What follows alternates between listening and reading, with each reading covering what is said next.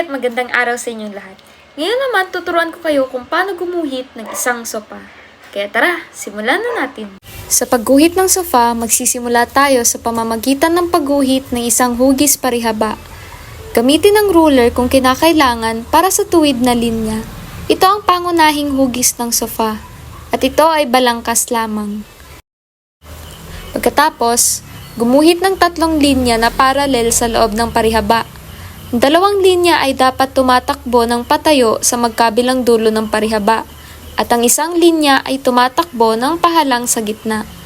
Ito ay nagbibigay ng ilusyon na 3D ang sofa. At ikonekta ang mga gilid ng mga linya gamit ang pahalang na linya upang makumpleto ang 3D na balangkas ng sofa.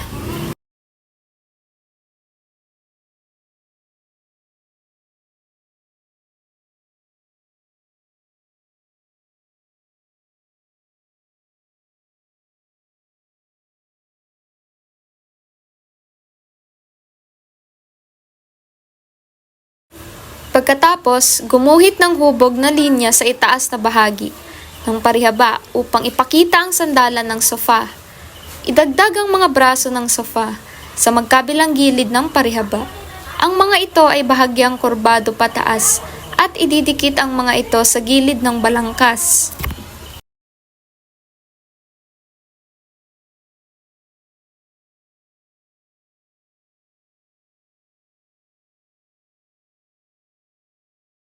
Gumuhit ng dagdag na linya sa itaas na bahagi upang mabuo ang likuran ng sofa na nagpapakita ng mga cushion.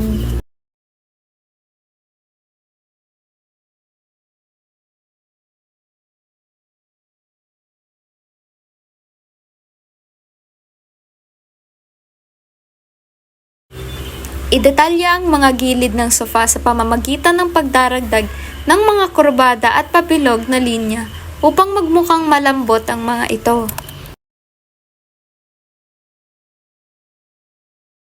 Gamitan nyo ng mas malalim na stroke upang maipakita ang forma at depth ng sofa.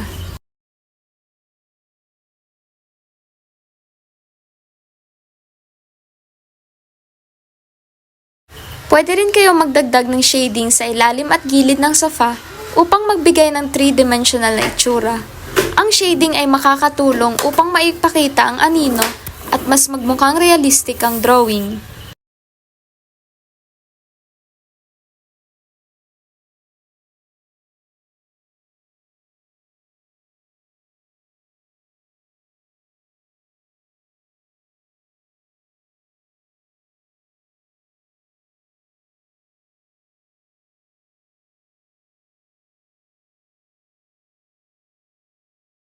Linisin ang mga sobra at hindi kailangan na linya gamit ang eraser upang magmukhang malinis at maayos ang iyong drawing.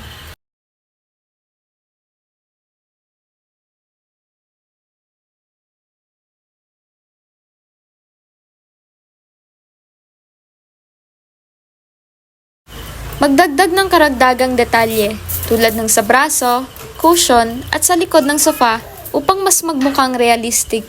Maaaring maglagay ng pattern o texture para sa mas detalyadong itsura.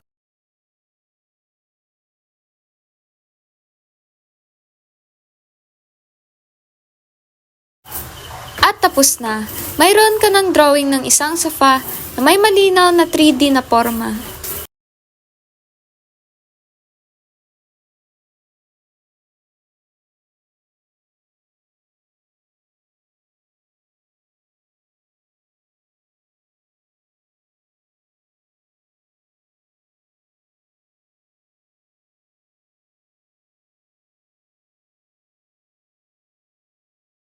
At natapos na din ang ating iginuhit na isang sofa.